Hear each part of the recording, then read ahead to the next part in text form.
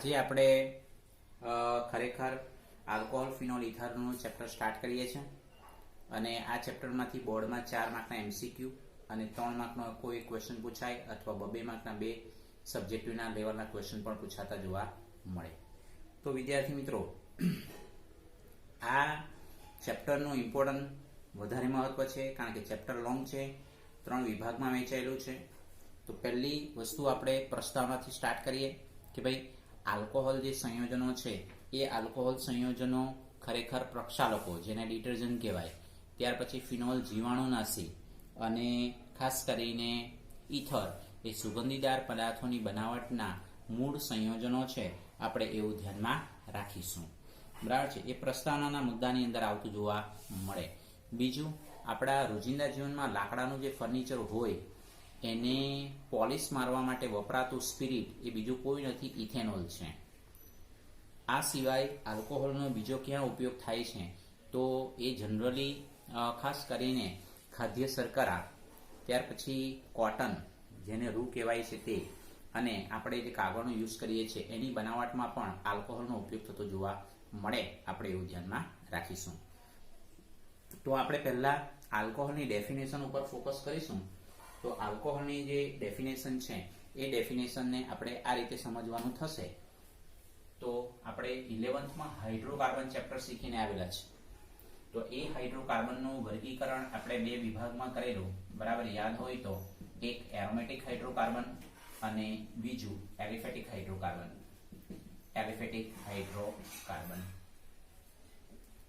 તો એરોમેટિક હાઇડ્રોકાર્બનમાં ઉદાહરણ કયા જોયેલા હતા તો બેન્ઝીન, અને બીજું ઉદાહરણ આપણે કયું જોયેલું હતું ટોલ્યુઇન, બરાબર. જ્યારે એલિફેટિક હાઇડ્રોકાર્બનમાં આપણે આલ્કેન, બરાબર છે, આલ્કીન અને આલ્કાઇન, આમ 3 પ્રકાર જોયેલા હતા.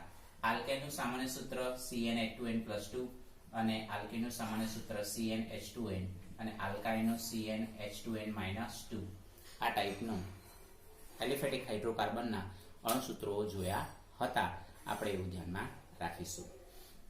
તો હવે આપણે આલ્કોહોલની તો વિદ્યાર્થી મિત્રો, આપણે આલ્કોહોલની વ્યાખ્યાને સમજતા હતા અને એ આલ્કોહોલની વ્યાખ્યા હવે આપણી આવી બનશે, બરાબર છે, કે હાઇડ્રોકાર્બન સંયોજનોમાંથી એક અથવા એક કરતા વધુ હાઇડ્રોજનનું વિસ્થાપન હાઇડ્રોક્સિલ સમૂહ દ્વારા કરતા આલ્કોહોલ સંયોજનો મળે છે. આપણે એવું ધ્યાનમાં રાખીશું. ઉદાહરણના સ્વરૂપમાં વિચારીએ તો દાખલા તરીકે ભાઈ મિથેન છે, તો મિથેનમાંથી એક હાઇડ્રોજનનું વિસ્થાપન છે OH દ્વારા કરીએ તો આપણને શું મળે? મિથેનોલ મળે છે. આપણે એવું ધ્યાનમાં રાખીશું. એવી જ રીતે દાખલા તરીકે ઇથેન છે, તો એમાંથી આપણે એક હાઇડ્રોજનનું વિસ્થાપન કરીએ તો ઇથેનોલ પ્રાપ્ત થતો જોવા મળે. તો આ આલ્કાઇલ ગ્રુપ, એને આપણે R કહીશું, તો આલ્કોહોલનો જનરલ ફોર્મ્યુલા ROH થશે.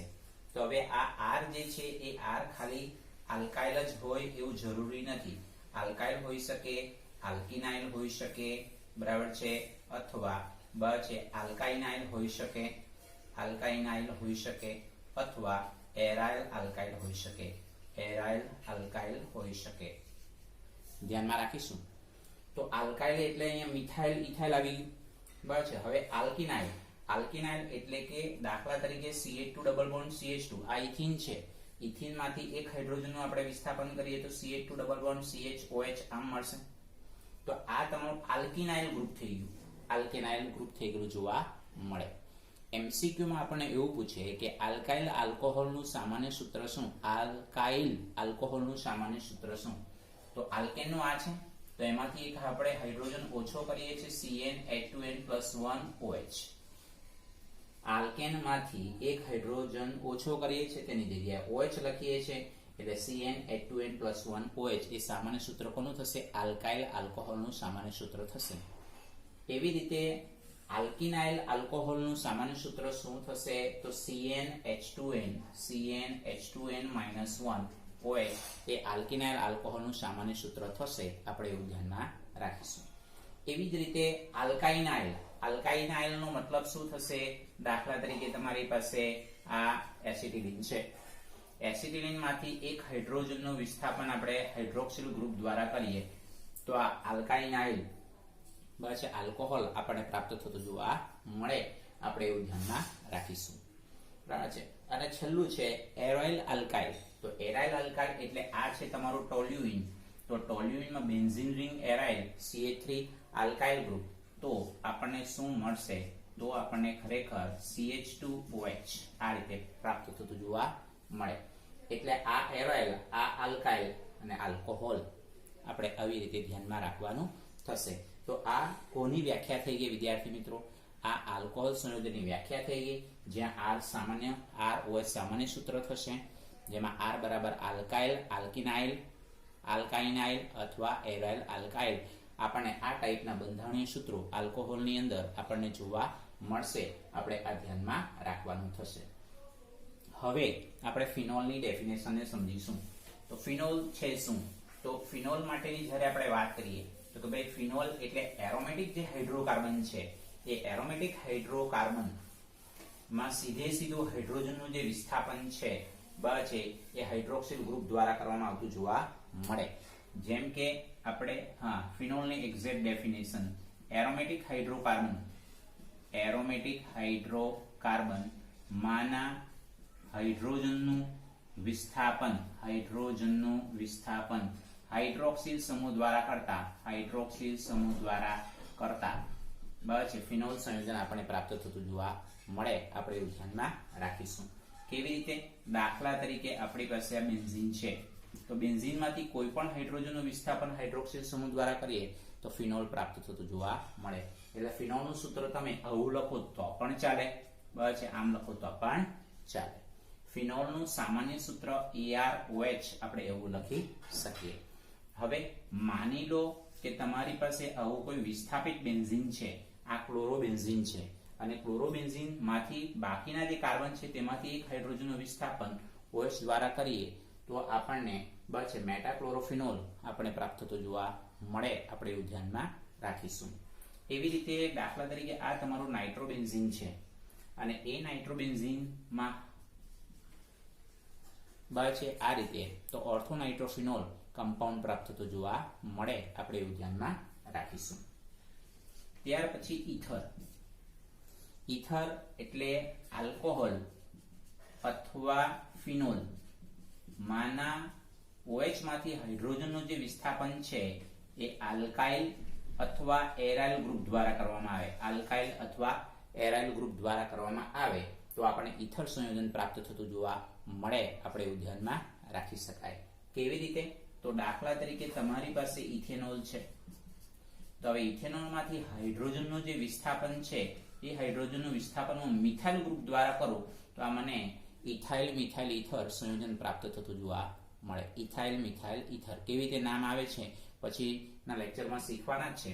દાખલા તરીકે તમારી પાસે આ ફિનોલ છે. તો ફિનોલમાંથી હાઇડ્રોજનનું જે વિસ્થાપન છે એ મિથાઇલ ગ્રુપ દ્વારા કરીએ તો આ તમારી પાસે એનિસોલ આપણને પ્રાપ્ત થતું જોવા મળે. મિથોક્સીબેન્ઝીન પ્રાપ્ત થતું હોય છે. આપણે એવું કહી શકાય. કહેવાનો મતલબ ઈથરનું જે સામાન્ય સૂત્ર છે એ ઈથરનું સામાન્ય સૂત્ર બસ ROR આપણે એવું લખી શકીએ.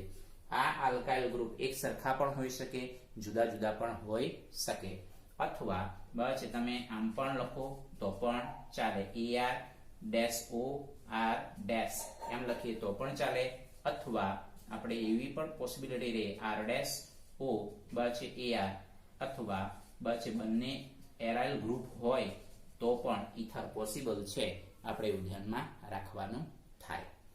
તો આ ઈથરની એક વ્યાખ્યા થઈ. બીજી જે વ્યાખ્યા છે એ આપણી પાસે હાઇડ્રોકાર્બન જે સંયોજનો છે એ હાઇડ્રોકાર્બન સંયોજનો બરાબર છે, એમાંથી હાઇડ્રોજનનું જે વિસ્થાપન છે બરાબર છે, એ હાઇડ્રોજનનું વિસ્થાપન આલ્કોક્સી અથવા બરાબર છે એરાઇલોક્સી ગ્રુપ દ્વારા કરવામાં આવે. એ પણ આપણે સમજાવીએ.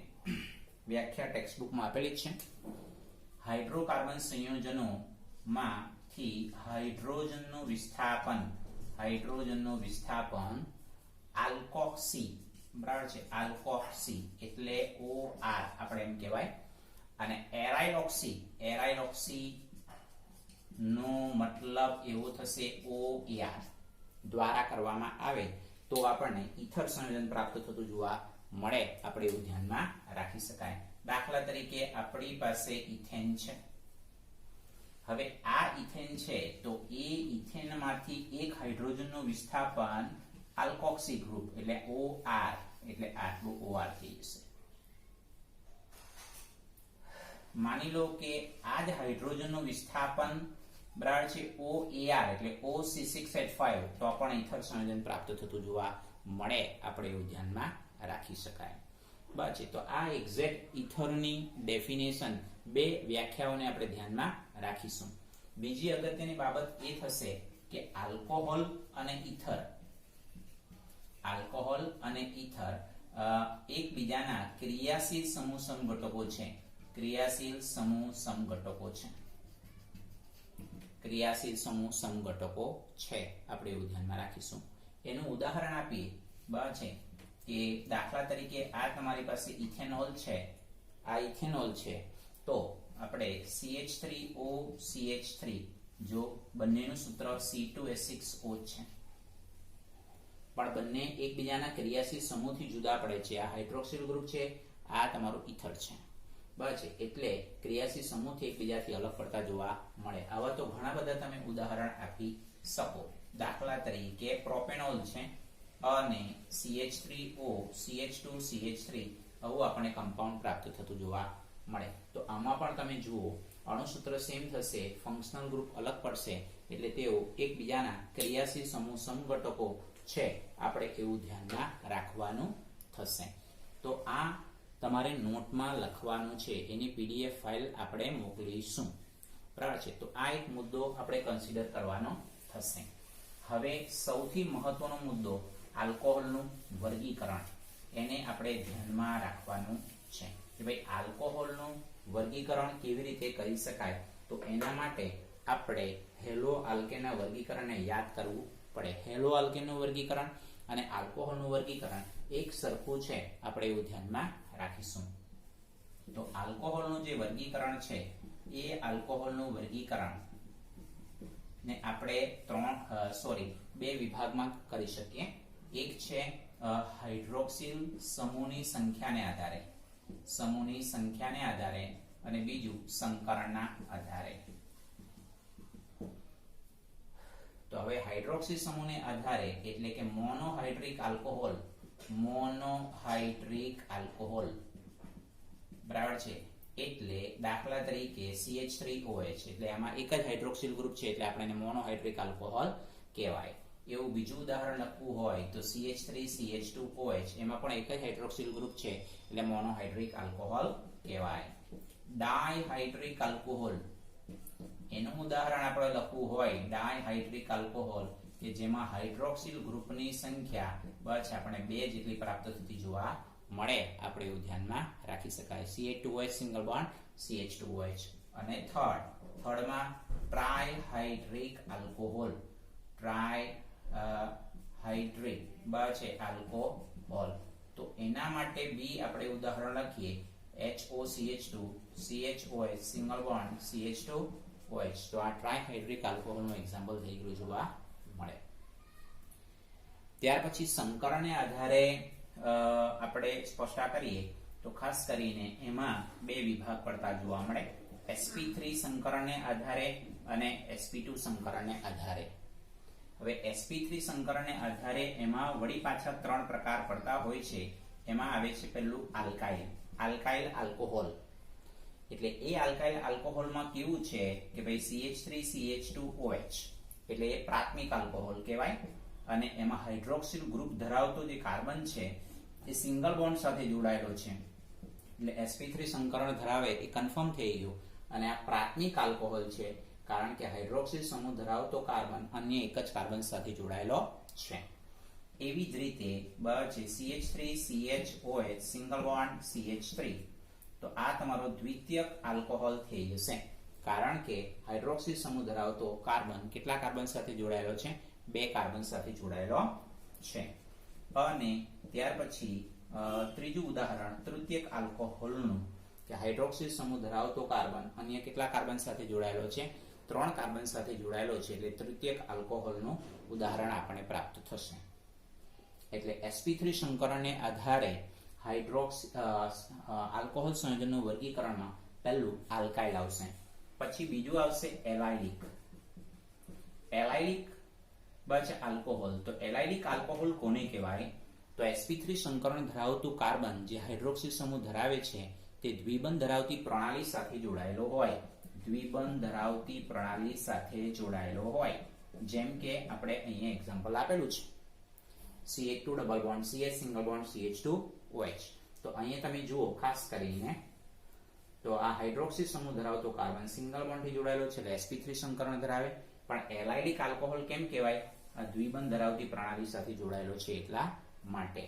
હવે આની અંદર CH2 ડબલ બોન્ડ CH એટલે આપણે ખાસ કરીને CH3 લખીશું એટલે CHOH. તો આ દ્વિતીયક એલાઇડિક આલ્કોહોલનું ઉદાહરણ થઈ ગયું. દ્વિતીયક એલાઇડિક આલ્કોહોલનું ઉદાહરણ થઈ ગયું. અને CH2 ડબલ બોન્ડ CH3 એટલે CH3 અને એટલે OH. તો આ તૃતીયક એલાઇડિક આલ્કોહોલનું એક્ઝામ્પલ થઈ ગયું છે. આપણે એવું ધ્યાનમાં રાખીશું. ટેક્સ્ટબુકમાં ખાલી બોન્ડ જ પાડેલા છે તો આપણે બોન્ડ નહીં છે આપણે મિથાઇલ ગ્રુપ લખવાના રહેશે. એટલે નોટમાં લખતી વખતે આ ખાસ કાળજી રાખવાનું છે. ત્યાર પછી એની અંદર જ sp3 સંકરણની અંદર જ બસ પહેલું આવ્યું આલ્કાઇલ, બીજું આવ્યું એલાઇડિક અને હવે ત્રીજું જે છે એ તમારી પાસે ત્રીજું આવશે બેન્ઝાઇલિક આલ્કોહોલ. બસ બેન્ઝાઇલિક આલ્કોહોલ થર્ડ. બરાબર છે એ બેન્ઝાઇલિક આલ્કોહોલ. હવે બેન્ઝાઇલિક આલ્કોહોલની વ્યાખ્યા શું? તો કે ભાઈ એની અંદર બી આપણે વ્યાખ્યા એવી રીતે લખવાનું થાય કે sp3 સંકરણ ધરાવતો કાર્બન જે હાઇડ્રોક્સિલ સમૂહ ધરાવતો છે એ બેન્ઝીન કેન્દ્ર સાથે જોડાયેલો હોય તો આપણે એને બેન્ઝાઇલિક આલ્કોહોલ તરીકે ઓળખાવી શકાય. તો એના બી કેટલા પ્રકાર પડે છે? 3 પ્રકાર પડતા જોવા મળે. આ તમારું sp3 સંકરણ ધરાવે અને આ પ્રાથમિક બેન્ઝાઇલિક આલ્કોહોલનું ઉદાહરણ છે. આપણે એવું ધ્યાનમાં રાખીશું. એવી જ રીતે ખાસ કરીને CHOH સિંગલ બોન્ડ CH3 તો આ દ્વિતીયક બેન્ઝાઇલિક આલ્કોહોલનું ઉદાહરણ છે. નામકરણનો મુદ્દો આપણે પછી શીખવાના છે. એ જ પ્રમાણે બસ આ તૃતીયક બેન્ઝાઇલિક આલ્કોહોલનું ઉદાહરણ છે. આપણે એવું ધ્યાનમાં રાખીશું કારણ કે હાઇડ્રોક્સિલ સમૂહ ધરાવતો કાર્બન 1, 2 અને આ બેન્ઝીન કેન્દ્રના કાર્બન એટલે 3 કાર્બન સાથે જોડાયેલો છે એટલે તૃતીયક બેન્ઝાઇલિક આલ્કોહોલનું ઉદાહરણ થાય. ત્યાર પછી sp2 સંકરણને આધારે માત્ર sp2 સંકરણને આધારે આલ્કોહોલનું વર્ગીકરણમાં એક જ આવે અને એ છે વિનાઇલિક આલ્કોહોલ. વિનાઇલિક આલ્કોહોલ આપણે એવું ધ્યાનમાં રાખીશું. તો વિનાઇલિક આલ્કોહોલનું એક્ઝામ્પલ એક જ છે CH2 ડબલ બોન્ડ CHOH. કારણ કે અહીં હાઇડ્રોક્સિલ સમૂહ ધરાવતો કાર્બન દ્વિબંધ ધરાવતા કાર્બન સાથે જોડાયેલો છે એટલે sp2 સંકરણ આપણને પ્રાપ્ત થતું જોવા મળે. એટલે હેલો આલ્કેનના વર્ગીકરણ જુઓ અને આલ્કોહોલનું વર્ગીકરણ જુઓ સેમ આપણને પ્રાપ્ત થતું જોવા મળે. આપણે એવું ધ્યાનમાં રાખવાનું થશે. તો હવે વિદ્યાર્થી મિત્રો તમારે ટેક્સ્ટબુક કાઢો એટલે તમારે નોટ્સની અંદર શું લખવાનું થશે? PDF ફાઇલમાંથી આલ્કોહોલ, ફિનોલ, ઇથરની વ્યાખ્યા, દરેકના ઉદાહરણ. બીજો પ્રશ્ન હશે આલ્કોહોલનું વર્ગીકરણ જે આપણા ટેક્સ્ટબુકની અંદર આપી જ દીધેલું છે એટલે એ જ તમારે સીધું લખવાનું થાય અથવા ચાર્ટને આધારે મેં તમને સમજાવ્યું છે એ રીતે લખો તો પણ ચાલે. તો હવે તમારા ટેક્સ્ટબુકમાં પેજ નંબર 325 એમાં લખાણ સંબંધિત પ્રશ્ન છે. એમાં 11.1 એવો પ્રશ્ન છે પ્રાથમિક, દ્વિતીયક અને તૃતીયક આલ્કોહોલ તરીકે વર્ગીકૃત કરો એવો પ્રશ્ન કરેલો છે.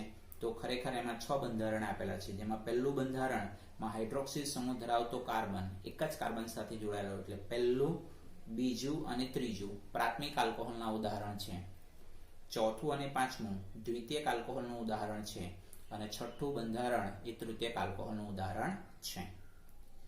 જ્યારે એના પછીનો પ્રશ્ન એલાઇલિક આલ્કોહોલ સંયોજનોને ઓળખો એટલે એ જ પ્રશ્નમાંથી 6 બંધારણમાંથી આપણે ઓળખવાના થાય. તો એલાઇલિકમાં કયા બંધારણ આવશે? બરાબર ધ્યાનપૂર્વક જો દ્વિબંધ ધરાવતી પ્રણાલી સાથે sp3 સંકરણ ધરાવતો હાઇડ્રોક્સિલ ગ્રુપ ધરાવતો કાર્બન જોડાયેલો હોવો જોઈએ, તો એમાં બીજું બંધારણ અને છઠ્ઠું બંધારણ આવતું જોવા મળે. તો આ પણ આપણે ફેર નોટમાં લખવાનું થશે. તો હવે નેક્સ્ટ લેક્ચરની અંદર આપણે આલ્કોહોલનું નામકરણ આપણે સમજવાનું થશે. Thank you very much. Stay home, stay safe.